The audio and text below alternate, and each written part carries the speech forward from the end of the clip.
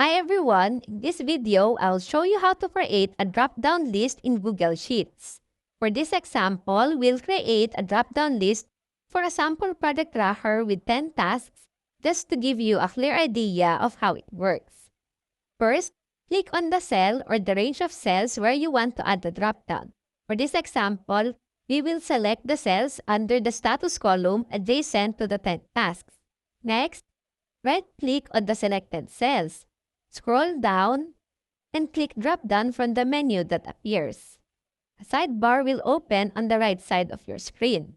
Under the Criteria section, you'll see two default options. For this example, we will put Not Started, In Progress, and Completed as the options. So, let's put first the Not Started here. In Progress. And for the completed, we will simply click Add Another Item to add another option. To assign colors to each item, click the small circle icon on the left of the text. A color menu will appear where you can choose the color you want for each status. For Not Started, we select gray.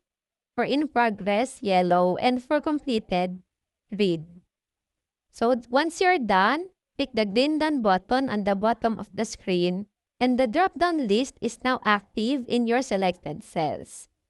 You can select between Not Started, In Progress, and Completed within this range. As an alternative method, instead of right-clicking, you can simply type Add drop-downs directly into a cell. Select drop-downs, and the small menu will appear with preset templates like project status, review status, and others. Click on one to use it, or select New Drop-down to build your own from scratch. This will open the same sidebar on the right where you can edit the options and colors. So, that is how you can create a drop-down list in Google Sheets. I hope you find this tutorial helpful. Thanks for watching.